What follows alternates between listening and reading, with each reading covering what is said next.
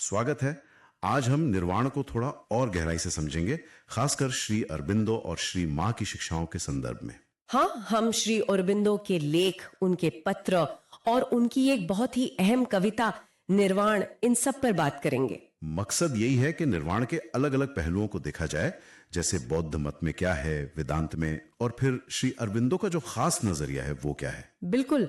निर्वाण शब्द का मतलब अक्सर लोग समझते हैं बुझ जाना, आमतौर पर दुख का या अहंकार का। हाँ, लेकिन सवाल यह है कि आखिर बुझता क्या है, सिर्फ अहंकार या कुछ और भी। सही बात है। अलग अलग आध्यात्मिक परंपराओं में इस पर मतलब अलग अलग विचार है। तो चलिए पहले बौद्ध परंपरा से शुरू करते हैं। वहां निर्वाण का क्या अर्थ बताया गया है? देखिए, बौद्ध धर्म में कोई स्थायी आत्मा या मैं जैसी चीज नहीं मानी जाती। जिसे हम स्वयं कहते हैं वो असल में बस मानसिक आदतों मतलब संस्कारों का एक झुंड है।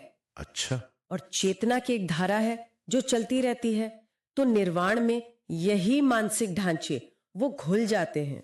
कर्म का चक्र रुक जाता है। हाँ, कर्म का पहिया रुक जाता है और चेतना का वो व्यक्तिगत प्रवाह भी थम जाता है। तो फिर नतीजा क्या होता है अंत में? शून्यता। हाँ, नतीजा होता है शून्यता या शून्य। एक ऐसी अवस्था जहां वो व्यक्तिगत मैं वाला भाव नहीं रहता, सब शांत, खाली सा, या कह सकते हैं एक रहस्यमयी स्थिरता। दिलचस्प बात यह है कि बुद्ध ने खुद कभी ये बताने से मना कर दिया कि निर्वाण के बाद क्या है। उनका पूरा ध्यान तो दुख खत्म करने के व्यवहारिक रास्ते पर था। हाँ, जैसा श्रीमा ने भी कहा था।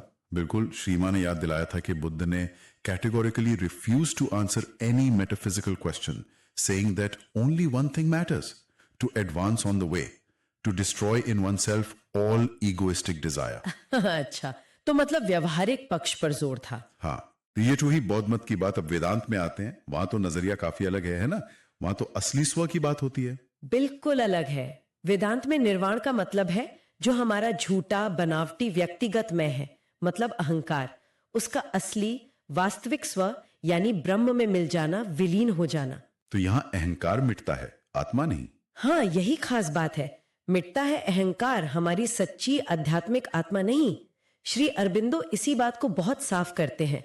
वो कहते हैं कि व्यक्तिगत आत्मा अहंकार से बिल्कुल अलग है। उन्होंने कैसे समझाया इसे? वो कहते हैं the individual soul is the spiritual being which is sometimes described as an eternal portion of the divine. मतलब ये परमात्मा का ही एक शाश्वत अंश है।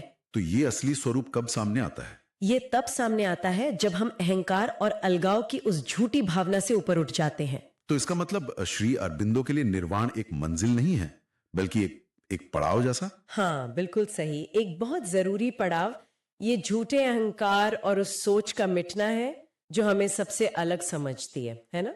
और ये व्यक्ति को मौका देता है कि वो ब्रह्मांडीय चेतना और उससे भी परे जो परमात्मा है उसके साथ अपनी एकता को महसूस करे। और ये दुनिया से भागना भी नहीं है, जैसा आपने कहा। नहीं, बिल्कुल नहीं।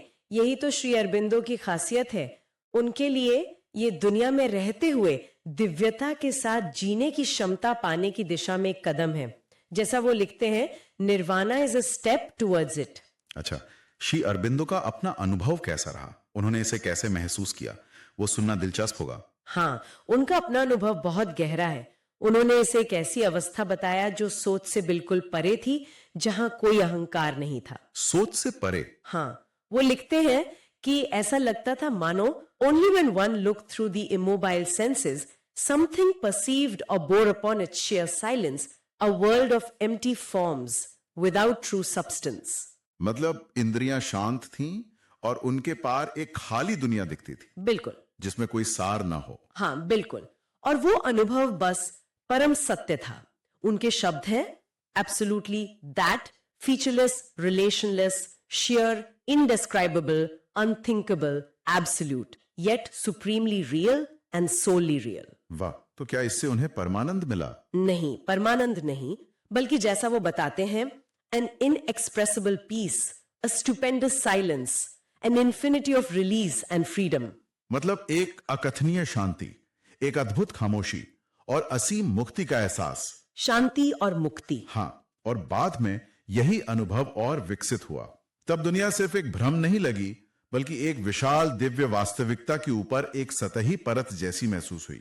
उनकी एक सोनेट है निर्वाण, शायद वो इसी अनुभव की झलक देती है। हाँ बिल्कुल, बहुत सुंदर कविता है। उसकी कुछ पंक्तियां हैं जैसे all is abolished but the mute alone, यानी सब मिट गया बस वो मूक अकेलापन है। Only the illimitable permanent is here. बस वो असीम स्थायी तत्व यहां मौजूद है। शाश्वत। A peace stupendous featureless still, एक अद्भुत शांति जिसका कोई रूप नहीं, स्थिर। A silent unnamed emptiness content. एक खामोश बिना नाम वाली पर संतुष्ट शून्यता। ये पंक्तियां वाकई उस अनुभव को सामने लाती हैं। बिल्कुल।